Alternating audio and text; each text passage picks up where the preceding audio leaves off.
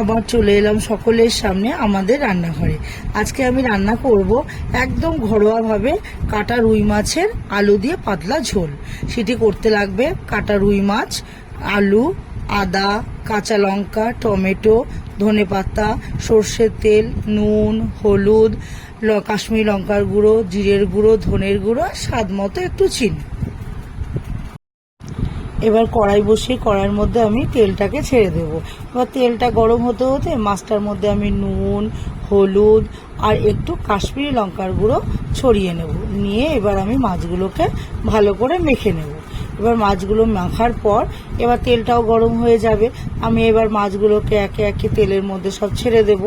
এবার মাছটাকে ভালো করে ভেজে সব কটা মাছই এবার ভালো করে ভেজে নিয়ে তুলে নেব। এবার কড়াইতে জিরে ফোড়ন দিয়ে দেবো। জিরে ফোড়ন দিয়ে টমেটোটাকে ছেড়ে দেবো। এবার এই টমেটোটা নরম করার জন্য একটু নুন দিয়ে দেবো।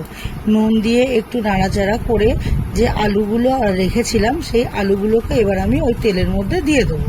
এবার টমেটো আর আলু দুটোকেই ভালো করে একটু নাড়াচাড়া করে নিয়ে এবার আমি আদা, কাঁচা লঙ্কা, তারপরে জিরের গুঁড়ো, ধনের গুঁড়ো আমি মিক্সির বাটির মধ্যে এবার আমি ওটাকে একটু পেস্ট করে নেব।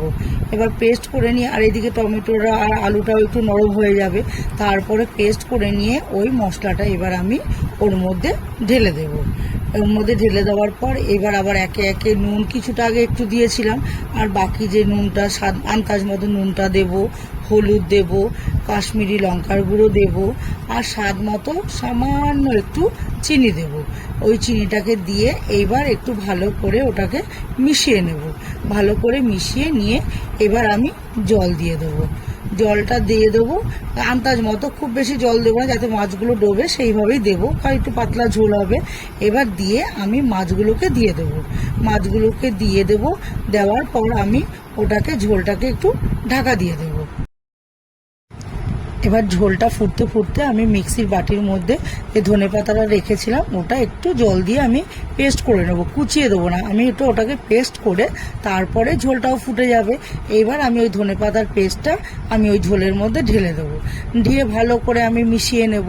মেশানো হয়ে গেলেই তাহলেই আমার তৈরি হয়ে যাবে একদম ঘরোয়া রকমের মাছের ঝোল, আলু দিয়ে কাটা পোনা মাছের ঝোল।